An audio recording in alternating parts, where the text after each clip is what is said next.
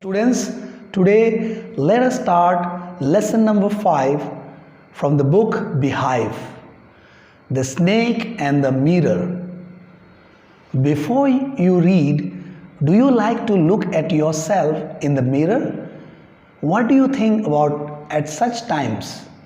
Have you ever seen a dog, a cat, or a bird look into a mirror? What do you think it sees? So, before we read the chapter, we are asked to question ourselves. Have you ever seen a dog, a cat, or any animal looking into a mirror? These are the questions which are asked before the starting of the lesson. In reality, we have not seen any dog, a cat, or a bird looking into a mirror. But in this lesson, something happens in an extraordinary way. The writer wants to give us an example, or the writer wants to tell us that there was a snake which was looking into a mirror, or he was questioning that whether the snake was so much attracted or was so much curious to look at the mirror.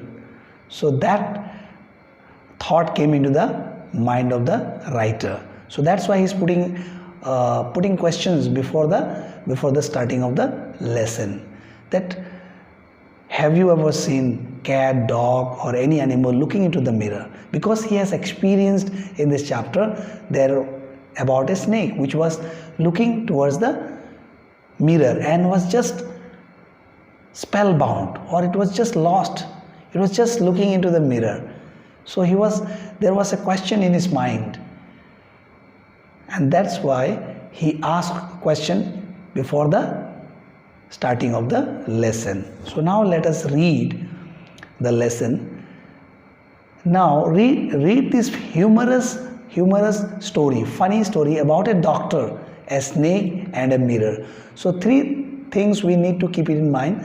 There was a homeopath doctor, there was a Ayurvedic doctor, a snake, and a mirror in this story, in this lesson. So we should understand accordingly.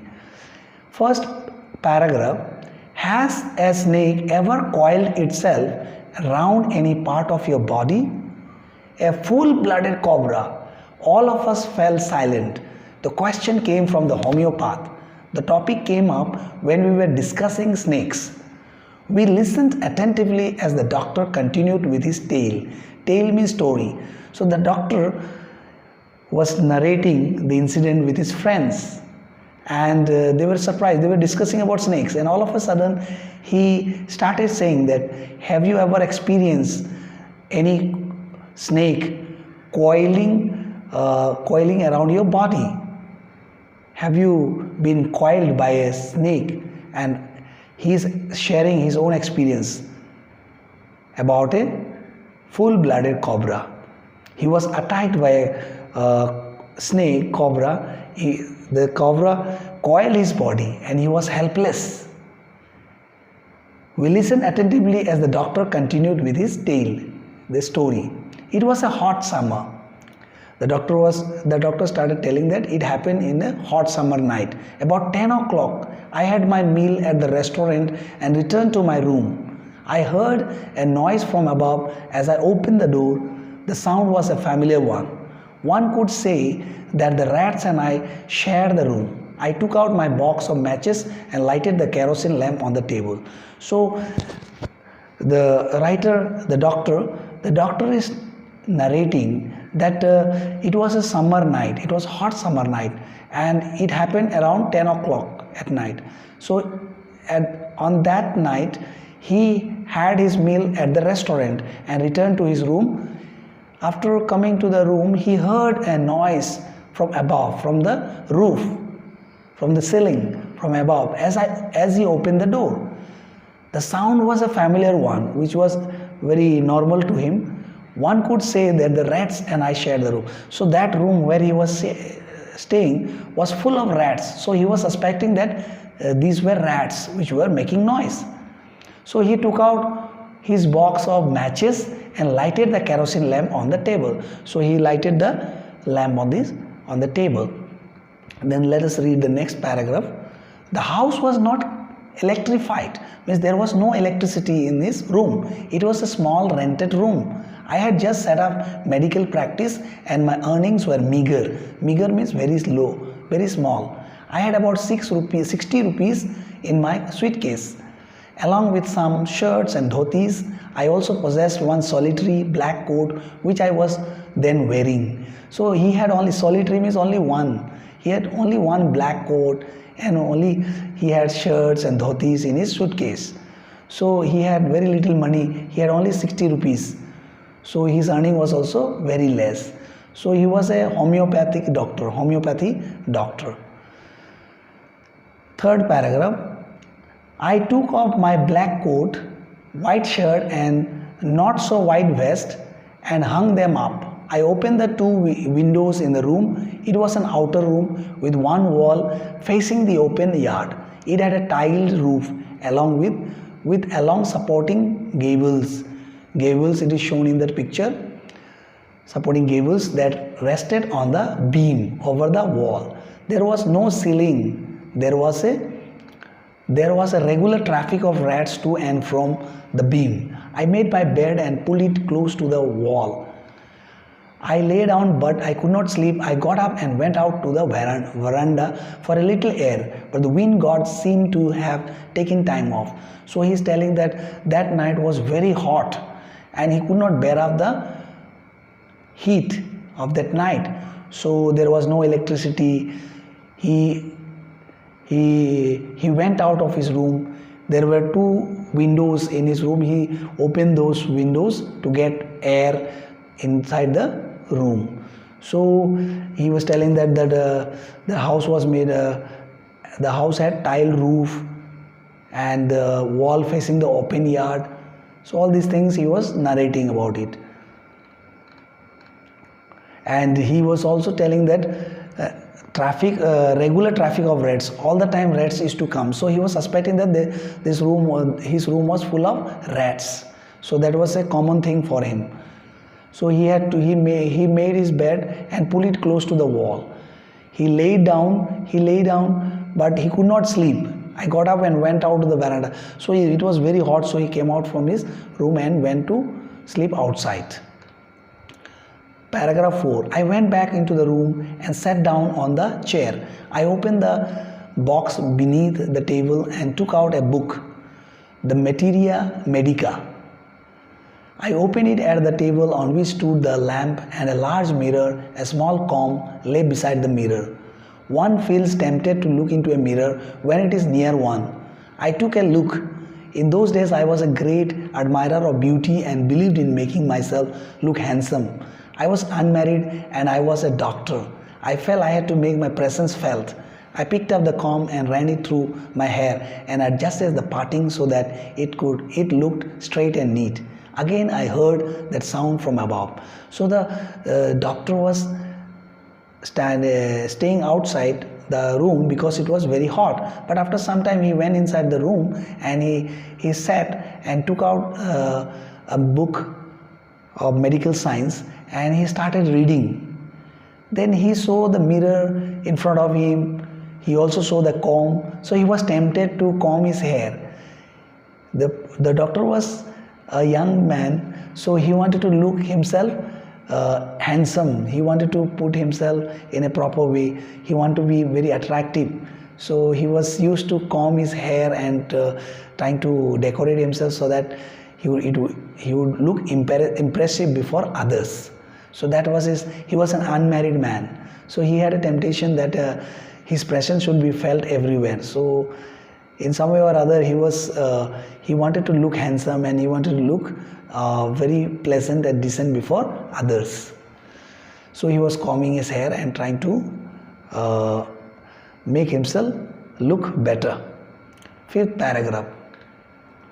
I took a close look at my face in the mirror. I made an important decision. I would shave daily and grow a thin mustache to look more handsome. I was after all a bachelor and a doctor. I looked into the mirror and smiled. It was an attractive smile. I made another earth-shaking decision. I would always keep that attractive smile on my face to look more handsome. I was after all a bachelor and a doctor too on top of it. Again came that noise from above. So we come to know from the paragraph 5 that he was looking constantly at the mirror.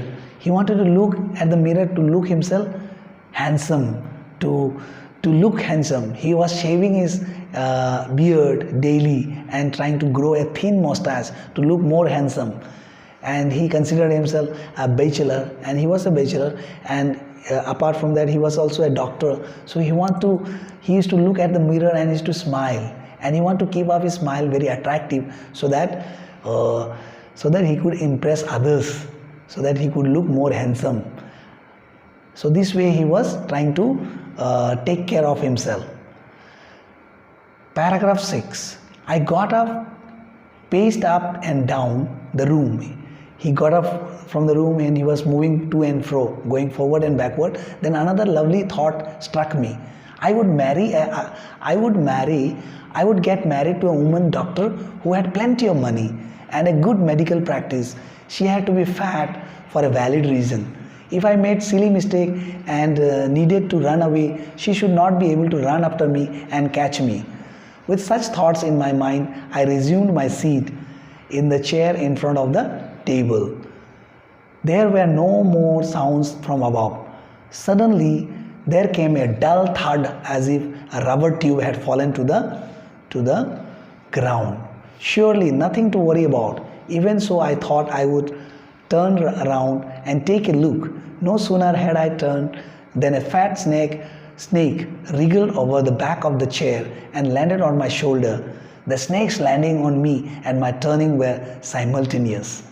So in the paragraph 6, he got up from the chair and he was moving to and fro. Then another thought came, a lovely thought came into his mind. He was saying that he would marry and he would get married to a woman doctor who had plenty of money. So he wanted to marry a doctor lady who had plenty of money. So, and he also wants that the lady doctor who should be a very good medical practitioner. She had to be fat, and he's giving reason also that his wife, who would be a doctor, would be a fat lady. He wants that doctor to be a fat lady, so that when he make mistakes, that his wife would not be able to chase and catch him. So that is the reason he is giving. With such thoughts in my mind, I continued. I sat on the chair in front of the table. So after this thought, while thinking in this way, he took his seat and sat down on his chair, on the chair. There were no more sounds. So there were no more sounds from above. But suddenly a dull thud, something fell like a rubber tube. Fell to the ground. Surely nothing to worry about. Even so, I thought. So he is thinking that nothing to worry. It is a normal thing, like that he was thinking. But after some time, he found that a fat snake wriggled over the back of the chair. That a fat snake fell on the chair, at the back of the chair, and landed and came on his shoulder, and coiled his body. The snake's landing on me and my turning were simultaneous. As he was turning, at the same time the snake also coiled his shoulder. 7th paragraph. I didn't jump, so he got scared and he did not jump. I didn't tremble, I didn't get frightened, I didn't cry out. There was no time to do any such thing. The snake slithered, moving so slowly, along my shoulder and coiled around my left arm above the elbow. The hood was spread out and its head was hardly 3 or 4 inches from my face. So the snake covered his body, his shoulder, and coiled his neck. The snake coiled his neck, and he was not moving. He thought that if he would move, then it will strike him and he would be attacked and he would be in danger. So he did not move. He did not make any movement. It would not be correct to say merely that I sat there holding my breath. I was turned to stone. He became like a statue. I was turned to stone means he became like a statue. But my mind was very active. His mind was very active, thinking what to do now. Let me do something, because the snake has coiled his body. The door opened into darkness. The room was surrounded by darkness. In the light of the lamp, I sat there like a stone, image in the flesh. So he's telling that I sat there like a stone. He became like a statue, image in the flesh. There was flesh means there was his body, but he had become like a statue because he was not moving. He was not making any movement. He was thinking that if he would make movement, then he would be attacked, or he would be attacked by the snake and he would be in danger. I felt then the great presence of the creator of this world and this universe. God was there. Suppose I said something and he did not like it. I tried in my imagination to write in bright letters outside my little heart the words, "Oh God." So now he was in problem, now he was in danger. So he was recalling God, the creator of this world and the universe. He was praying to God to help him, to rescue him. There was some pain in my left arm. It was as if a thick leaden rod, no, a rod made of molten fire, was slowly but powerfully crushing my arm. The arm was beginning to be drained of all strength. What could I do? So he was helpless. He could not do anything. His left arm was paining because the snake had surrounded his neck and he was laid down. He was feeling very heavy. But he was helpless. He could not do anything. Paragraph 9. At my slightest movements, the snake would strike me. So he was thinking that if he would make a movement, then he would be attacked. He would be struck by the snake. Death lurked 4 inches away. Death lurked 4 inches away means just death was very close to him. Anytime he would die. Anytime he may die. So death lurked 4 inches away means the death is very close to him. Anytime anything can happen to him. So that is the statement here. Suppose he struck, what was the medicine I had to take? So he was thinking, if suppose that snake bit him, then what medicine should he take? There were no medicines in the room. I was but a poor, foolish and stupid doctor. So he was considering himself poor, foolish and a stupid doctor. I forgot my danger and smiled feebly at myself. So he had no other options. He was helpless. He was just smiling at himself. It seemed as if God appreciated that. The snake turned its head. It looked into the mirror. So at that point of time, the snake was looking towards the mirror, and it looked at the mirror. It looked into the mirror and saw its reflection. So it looked into the mirror and snake saw its reflection. I do not claim that it was the first snake that had ever looked into a mirror, but it was certain that the snake was looking into the mirror. Was it admiring its own beauty? Was it trying to make an important decision about growing a mustache, or using eye shadow and mascara, or wearing a vermilion spot on his forehead? So the doctor was imagining that as he was looking into the mirror and combing his hair to look handsome, so he was also comparing the snake. He was also comparing the snake with him. So he was thinking that the snake must be looking at the mirror and trying to look handsome. Maybe the snake is looking into the mirror to look himself handsome and look himself beautiful. So he wanted to, what ornament should the snake put? All these things must be thought by the snake. He was thinking like this. He was thinking like him only. That snake also must be looking into the mirror to check how the snake could decorate himself, how the snake could beautify itself. Or was the snake making decision about growing a mustache, or using eyeshadow and mascara, or wearing a vermilion spot on his forehead? So these kind of questions were asked. So this sort of question was coming into the mind of the doctor. Paragraph 10. I did not know anything for certain. So he did not know for what exactly the snake was looking into the mirror. What sex was the snake? Oh, he also doesn't know whether it was a female snake or a male snake. sex was this snake? Was it male or female? I will never know, for the snake unwound itself from my arm and slowly slithered into my lap. From there it crept onto the table and moved towards the mirror. Perhaps it wanted to enjoy its reflection at closer quarters. I was no mere image cut in granite. I was suddenly a man of flesh and blood. I quietly went out through the door into the veranda. From there I leapt into the yard and ran for all I was worth. So as the snake started looking into the mirror, it unwound itself from the doctor, and the doctor was released from the snake. So because the snake got diverted towards the mirror and it started looking its own reflection, and at that point of time doctor got a chance to run away from there. So he was very much excited, or he was very much happy that he was now, at least he was freed from the snake.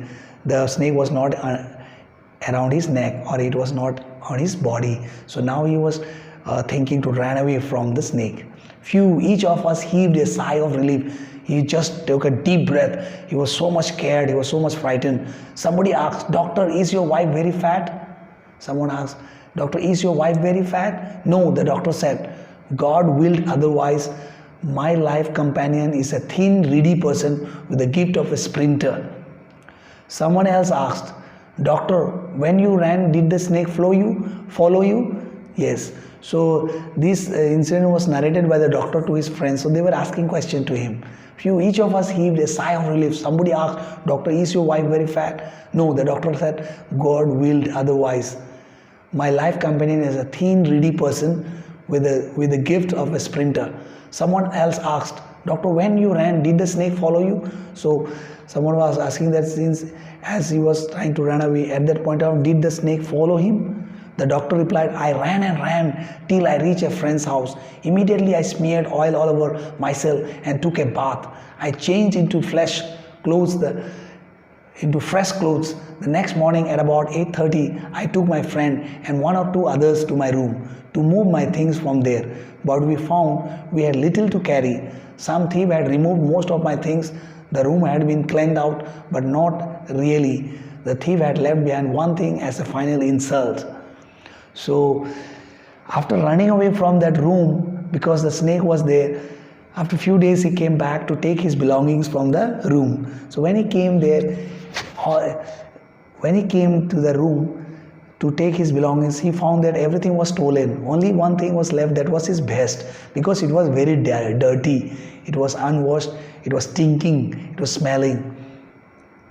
"So what was that?" I asked. The doctor said, "My vest, his inner vest, the dirty one." He's telling that was very dirty. That's why the thief did not take. Maybe the thief was very clean, very neat and clean person.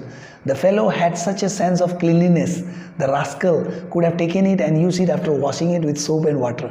So the doctor was saying that the thief could have taken that dirty vest also, and he could have washed and wore it, but he did not take it. "Did you see the snake the next day, doctor?" The doctor laughed. "I have never seen it, since it was a snake which was taken with its own beauty." L.5.The Bashir. So he's telling that his friend was asking that did he see the snake afterwards, but he said no, he did not see the snake anymore, because the snake was so much lost in his beauty, with his own beauty. So this is how this lesson get ended, in suspense. This is written by L.5.The Bashir. Hope you have understood the lesson. Let's go forward. Let's go to the snake and the mirror. I hope you have understood the lesson, and I want you to read the lesson once again and understand it properly. I will send you the glossary, summary and the question answers. So by going through this, you will be able to understand more in depth. Thank you.